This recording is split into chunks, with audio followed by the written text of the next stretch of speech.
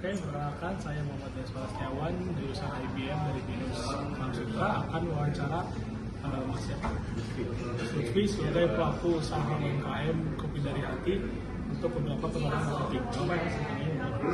Oke, yang pertama adalah bagaimana awal mula usaha Kopi Dari Hati ini berdiri? Yang saya tahu tuh ya ini berdiri itu pas lagi tahun 2001, cuman untuk persisnya itu saya nggak tahu. Pokoknya itu pas lagi COVID sih, 2021 lah pokoknya. Kalau 2021 kan untuk kita tanggal sama bulan tuh 2021. Yang kedua, kenapa jual produk, apa yang dijual dan kenapa produk itu dijual?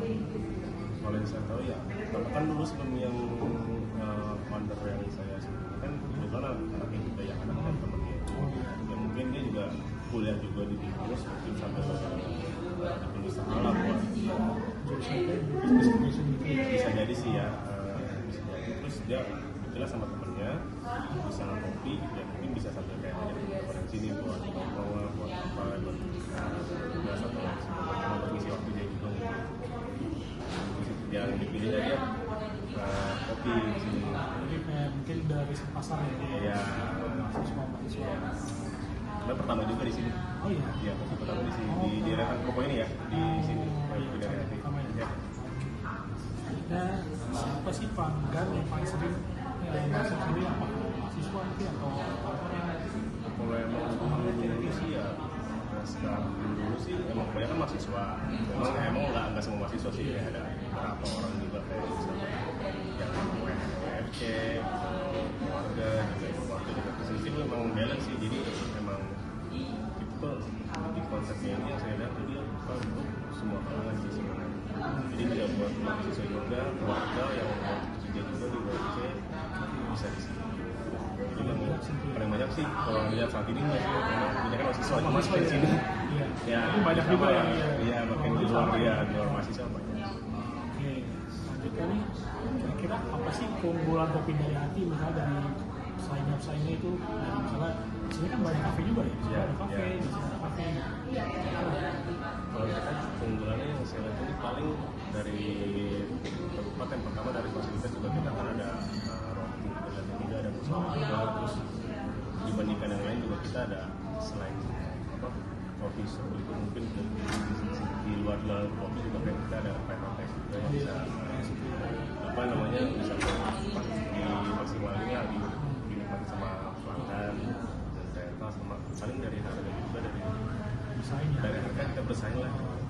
Yang saya tahu ya kompetitif lah sama rasa juga kita bisa berubah namanya pertahanin lah konsisten dulu bisa terus lagi gitu ya.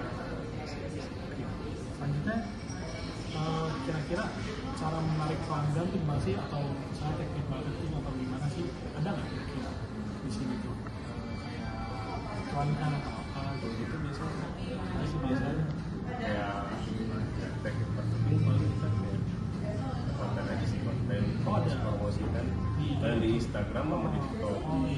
Paling sekitar itu aja sih, dari sosial aja kan ya iklannya di media sosial aja bisa. Terus gimana sih cara bikin pelanggan tuh jadi langganan bisa lagi kira-kira apa bisa yang bikin pelanggan tuh kesini terus Ya, nyaman gitu ya, kita bisa bikin untuk kasih memberikan yang terbaik lah pada customer, terus memberikan apa namanya rasa yang buat dari kita untuk customer tuh ya bikin konsisten aja gitu lah.